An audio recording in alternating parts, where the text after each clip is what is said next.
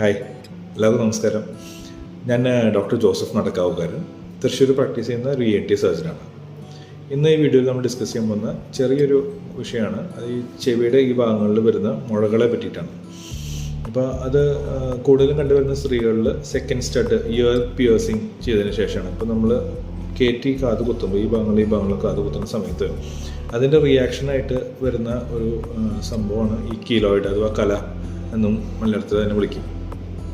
അപ്പോൾ കാത് കുത്തിയതിന് ശേഷം ചിലപ്പോൾ ചെറിയതായിട്ടാവും അത് വരിക ആദ്യം, പിന്നെ ഗ്രാജുവലി അത് വലുതായി ചിലപ്പോൾ ഇത്ര നല്ല സൈസിലേക്ക് അത് വലുതായി വരാനുള്ള സാധ്യതയുണ്ട്. അപ്പോൾ അതുകൊണ്ട് വേറെ പ്രത്യേകിച്ച് ബുദ്ധിമുട്ടുകളൊന്നും നമുക്ക് ആരോഗ്യത്തിന് ഉണ്ടാവില്ല. പക്ഷെ കാണുമ്പോൾ ഉണ്ടാകുന്നൊരു അഭംഗി തന്നെയാണ് അതിൻ്റെ മെയിൻ പ്രശ്നം. ഒരു കോസ്മെറ്റിക് ഡിഫോമിറ്റിയാണ്.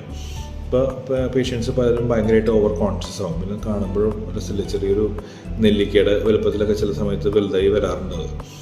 അപ്പോൾ അതിൻ്റെ ട്രീറ്റ്മെൻറ്റിൻ്റെ ഭാഗമായിട്ട് വലിയ കലകളാണെങ്കിൽ നമ്മൾ അത് സർജിക്കലി അത് കട്ട് ചെയ്ത് കളഞ്ഞതിന് ശേഷം സ്റ്റീറോയിഡ് ഇഞ്ചക്ഷൻ വെക്കുകയാണ് പതിവ്, അത് രണ്ടാമത് വരാതെ വയ്ക്കാനായിട്ട്.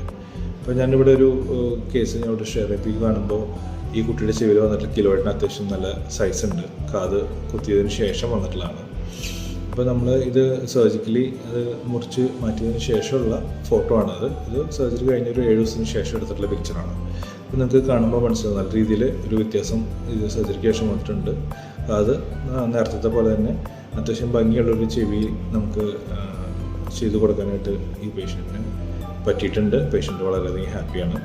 അപ്പോൾ ഇതുപോലുള്ള പ്രശ്നങ്ങൾ നിങ്ങൾക്കുണ്ടെങ്കിൽ ഒരു ENT ഡോക്ടറെ കണ്ടതിന് ശേഷം നമ്മൾ ഇത് റിമൂവ് ചെയ്ത് കളയാന്നുള്ളതാണ്. ഇത് നമുക്കൊരു ചെറിയ ലോക്കൽ അനസ്തീഷ്യ തെറിപ്പിച്ചതിന് ശേഷം ഒരു 10-15 മിനിറ്റിൽ ചെയ്തു തീർക്കാവുന്നൊരു ചെറിയൊരു പ്രൊസീജിയർ മാത്രമാണ്.